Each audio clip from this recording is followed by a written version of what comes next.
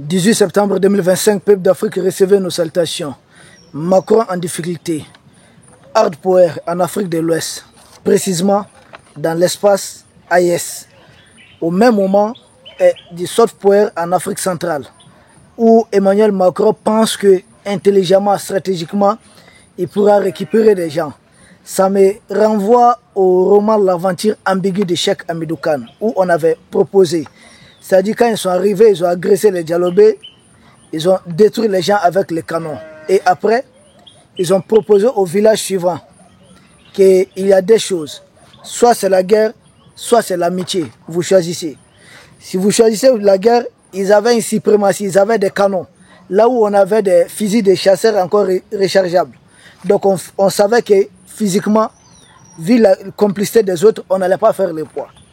Et stratégiquement, sauf pour proposer à l'époque, dans l'aventure ambiguë, on vous propose l'amitié. Mais cette amitié, c'est encore contre vous. Parce que c'est une amitié où on va vous imposer toutes les valeurs de l'occupant. Donc les deux reviennent à la même chose. Seulement dans le premier cas, vous avez résisté, il y aurait beaucoup de victimes.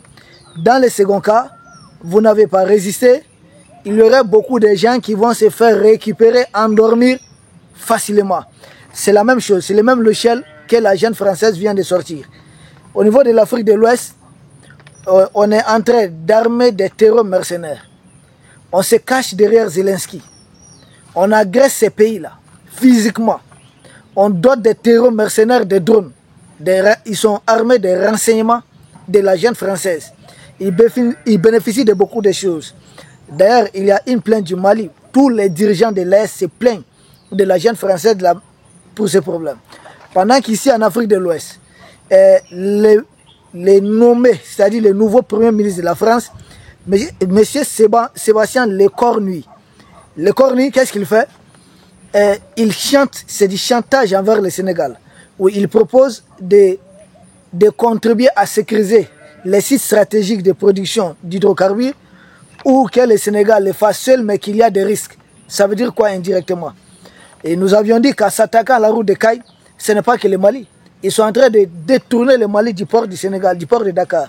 Mais là, je suis convaincu que nos forces de défense vont mettre à mal cette stratégie et nos FDS vont tout simplement reprendre la main, vont prendre le dessus. Mais il faut appeler à une collaboration entre le Mali et le Sénégal sur beaucoup de volets, surtout des volets sécuritaires, voire des volets militaires. Donc, il faudrait songer à ça. Donc pendant que les hard power est utilisé contre les pays d'Afrique de l'Ouest, et pendant ce temps, la jeune française sort son arsenal lourd de soft power en activant qui? En activant M. Boutros Bonneter, qui a plus de 20 ans dans le cadre des projets des droits de l'homme et autres. Je dis bien plus de 20 ans d'expérience. Ou cette fois-ci, à l'ambassade de France. C'est là qu'ils organisent une formation le 16 septembre, une formation pour endormir profondément les Centrafricains. Parce que les modules, les logiciels avancés ne tiennent pas debout. Ne tiennent pas debout parce que d'ailleurs les messieurs Boutros Bonneter, qui d'ailleurs est lié à l'affaire Armel Sayo, les Centrafricains savent de quoi je parle. L'affaire Armel Sayo, c'est cet ancien ministre, ce monsieur qui a été 2 fois ministre, qui a été plusieurs fois chef de groupes armés et qui voulait déstabiliser le pouvoir du président François Archange Touadéra depuis le Cameroun, qui a été arrêté et extradé. C'est M. Armel Sayo, l'un de ses cerveaux, c'est ce M. Boutros Bonneter qui prend en main cette histoire de soft power de la France en Afrique centrale, précisément en République centrafricaine, initiant une formation. Et cette formation confiée à qui? Confiée à un autre agent du réseau France-Afrique spécialisé dans la manipulation des populations d'Afrique. Oui, c'est ce monsieur qui a été activé comme formateur.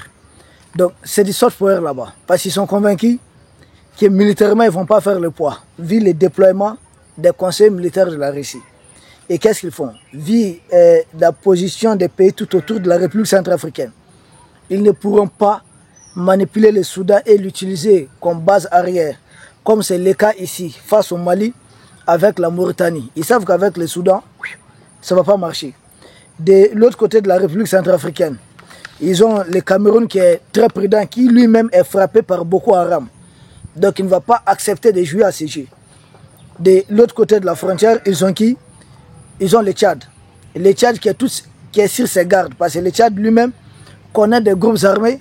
Et le Tchad, depuis la rupture des accords de défense et de sécurité avec la jeune française, le Tchad aussi est sur le qui-vive.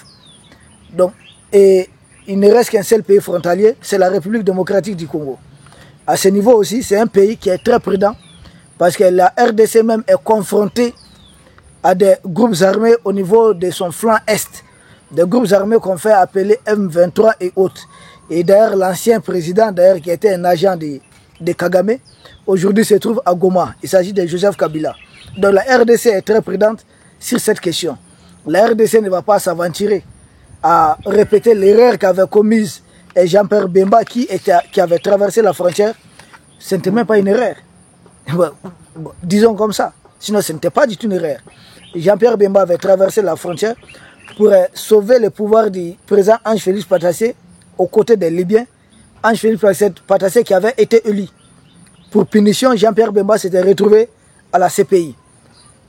On est à peu près dans les mêmes formats. Seulement Armel Sayo, qui était un directeur de sécurité d'ailleurs de Ange-Félix Patassé, parce que sa mère était la dernière épouse de ces derniers. Donc, Armel Sayo, son logiciel, c'est ce métier qui avait tout manipulé. Et c'est lui, Bontro Bonneter, qui est en train d'initier cette formation à l'ambassade de France pour vouloir endormir les populations. C'est dans le cadre d'un projet, d'un fonds que la France a mis à disposition pour endormir les Africains. Le projet qu'on appelle FEF, anciennement appelé PISCA. C'est dans le cadre de ce projet. Et vous savez qui est-ce qu'ils font venir comme formateur? Un expert de l'INSP. L'INSP, dans les jargons de la France, c'est un outil, un institut, mais un outil géopolitique de la France pour manipuler d'autres peuples surtout. L'INSP, c'est Institut national du service public. Oui, Institut national du service public. Et c'est un expert qu'on fait venir dans ce cadre. Et c'est lui le formateur. Il va former qui? Sur quoi? Parce que la question qu'il faut se poser, est-ce que la France est bon tuteur en matière de politique du personnel? La réponse évidemment c'est non. Pourquoi nous disons non? Regardez toutes les manifestations. Aujourd'hui, regardez ce qui s'est passé en France. Il n'y a pas longtemps, il y a une semaine, tout au plus de cela, il y a eu des manifestations monstrueuses avec beaucoup de dégâts commis. S'ils savent former les gens, pourquoi ils ne vont pas former leur population? Premièrement. Et secondo, aujourd'hui c'est 18 septembre 2025. Et il y a des manifestations géantes en France, un peu partout, presque dans toutes les grandes villes. Nous avons vu comment ils sont en train de tabasser une jeune femme, comme leur policier agresse une femme. Et la pauvre dame. Mais ils n'ont pas le temps de former leurs policiers à respecter nos mamans, nos sœurs. Mais ils ont le temps de venir former les Africains en Afrique. C'est du software. Vouloir nous dominer en prenant le contrôle de notre cerveau. Mais les Africains ne sont plus à ce niveau. Nous avons dépassé ce niveau il y a longtemps. Centre culturel comme ça, des instituts comme ça, des instituts national pour le service public. Mais rendez service à votre public là-bas. Formez les Français là-bas. Et qui sont en train de tout casser, en train de tout incendier. Vous n'avez rien trouvé à mieux faire que venir ici. Former les Africains. Vous allez nous former à quoi? À être des barbares comme ça? La manifestation précédente, j'ai vu un jeune homme qui défiait la police avec des coups de poing. Et il avait porté des gants façon. Il donnait des coups de poing. Mais j'étais surpris. J'ai dit, c'est ces policiers-là et ces militaires-là qui voulaient venir former les gens de l'Est. Ils nous disaient de confier notre formation. Mais ils nous avaient eu. Ils nous avaient sérieusement eu. Mais nous, nos porteurs d'uniforme là sont mieux éduqués, mieux disciplinés. Des populations, des gens comme ça, des jeunes qui sortent faire la bagarre comme ça avec des policiers. Mais regardez les images. C'est des images très très violentes, souvent même insoutenables. Où on brûle même. On a vu leur ministère même presque envahi en partie.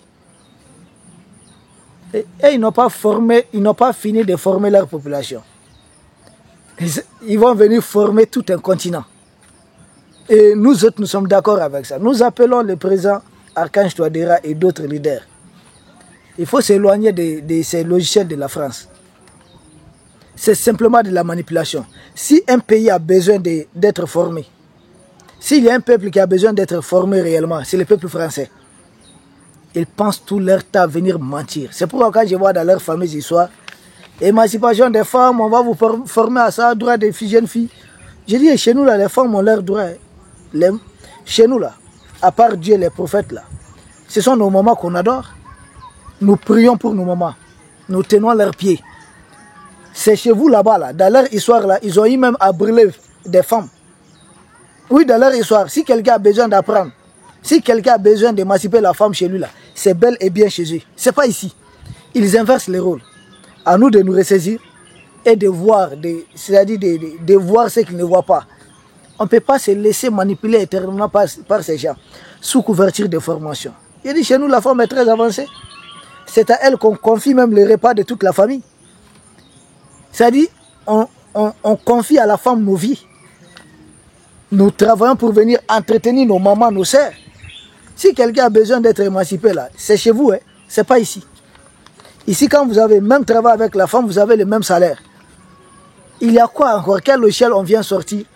Et cette fois-ci, on nous sort un monsieur, on dit un expert des questions des droits de l'homme, questions humanitaires et d'autres questions. Je dis, hey, l'humanisme là, il est africain. Mais on s'est tellement laissé manipuler, entrer dans un système qu'on ne comprend pas. L'entraide là, la solidarité sociale là, débarquer chez quelqu'un, manger, être logé, ça c'était chez nous en Afrique. Avant qu'on soit manipulé par ces gens et se retrouver dans des petites familles, façon dans chacun pour soi, Dieu pour tous, attention chien méchant, parce qu'ils ont dit à détruire l'Africain lambda que nous devons reconstruire. Nous n'avons pas de formation à recevoir de la part de la jeune française. Ce sont eux qui sont responsables de la décadence de nos mœurs. Donc on ne résout pas le problème avec ceux qui les ont créés. Bon, ils ont évoqué, ils disent que leur projet qui est à but non lucratif, qu'il s'agit exclusivement des programmes éducatifs et humanitaires. Mais nous avons créé, nous pensons, nous sommes convaincus qu'il s'agit plutôt c'est plutôt une méthode de former les agents qui vont influencer négativement la gouvernance au niveau de la République centrafricaine. Parce que vous savez, certains Africains sont très fragiles d'esprit. Dès qu'ils bénéficient d'une formation en Arabie Saoudite, dorénavant ils se croient arabes, ils s'habillent en arabe. Ou qu'ils se rendent au Qatar, dorénavant ils sont devenus des arabes. Ils se rendent en Chine, ils sont devenus des Chinois. Donc ils sont formés par les Français, pour eux ils doivent défendre tout ce que les Français font coûte que coûte. Mais ils nous avaient eu par le passé. Vous vous souvenez, en Afrique, dès que vous aviez les bacs, dans tous les pays qu'on appelle anciennes colonies de la France, ça continue dans certains pays. Les pays de l'Est sont mis fin à ça. Et les majors, là, les premiers au baccalauréat, l'examen national, bénéficient d'une bourse qu'on appelle bourse d'excellence. Direction métropole, Paris. Dites-vous combien d'entre eux sont revenus. Mais c'est du vol de nos cerveaux. C'est du pillage. Oui.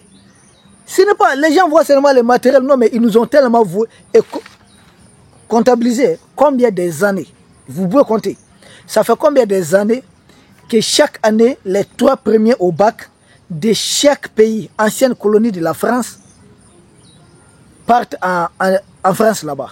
Et combien d'entre eux reviennent servir nos pays? Ça ne revient plus. Tous ces cerveaux restent là-bas, travaillent pour eux. Donc tous ceux qui sont meilleurs, mais regardez, les meilleurs là, ce sont eux qu'ils prennent. Marcel Desailly, je ne sais pas, Léa Thiram, actuellement c'est Kylian Mbappé. Tous ceux qui sont un peu mauvais dans le football, bon, repartez dans votre pays d'origine. C'est-à-dire, chaque fois, ils se servent. Et quand ils se servent, ils finissent de se servir, le reste là, ça nous revient. Tiens, ils nous ont utilisés. Aujourd'hui encore, ils vont venir former des gens. Les meilleurs là, si vous ne faites pas attention, ils vont les amener tôt ou tard. Ils vont trouver une formule, les amener là-bas. Et ils vont les utiliser, travailler encore contre votre propre pays. Mais beaucoup de gens qui nous combattent, qui se disent anciens ministres et autres, beaucoup ont été formés où? Là-bas en France. C'est parce qu'ils ont... Leur petit passage là-bas, ils ont eu à les recruter, les préparer. Ils vont les appuyer à sorte qu'ils aient un très bon CV. Ils deviennent ici des députés, des ministres, des directeurs nationaux. Et le jour qu'il y a un système qui dit non, ça suffit à la France, ce sont ces gens qu'on va activer. Et ils vont venir sur quel format? Je suis grand avocat. Non, non, non. Nous, ordre de temps en temps, ordre de temps en temps. Ils nous reviennent. Nous, officiers généraux formés à temps en temps, ça ne va pas passer. Ils vous reviennent, ils disent non, et ils sont maintenant des démocrates par principe et ils ne veulent pas de coup d'État. J'ai dit, apprenez à distinguer une révolution d'un coup d'État. Quand un État travaille pour les intérêts de son peuple, si vous renversez, vous touchez à cet État, c'est ce qu'on appelle un coup d'État. Mais tout pouvoir en place qui travaille pour les intérêts de notre peuple, si ce pouvoir est renversé, ce n'est pas un coup d'État, c'est une révolution. Mais ils vous sortent ces fameux intellectuels formés de tous bords, qui parlent le français directement de Molière, qui se voient en Racine, et ils les sortent, je ne sais pas d'où, ils vont venir commencer à vous pondre des grandes théories. On dirait qu'ils n'étaient pas là avec les théories quand tout allait mal. Quand il s'agit de renverser maintenant les systèmes néocolonialistes qui continuent de voler des pieds nos pays, ils nous sortent ça. Donc bref, cette histoire de former des gens avec des programmes éducatifs et humanitaires en République centrafricaine, c'est de la manipulation. C'est nous qui devons les former et non inversement. S'il s'agit de questions humanitaires, nous sommes mieux placés pour les former, ces barbares-là. Ils sont les descendants de Clovis. Vous savez, Clovis, c'est fut un grand barbare. Donc, si quelqu'un a besoin d'être formé réellement, c'est là-bas, c'est pas ici. Comment des gens mal éduqués, indisciplinés, viennent former des gens disciplinés? C'est le monde à l'envers. Ça n'a aucun sens. Mais c'est nous autres, c'est nous qui nous laissons faire.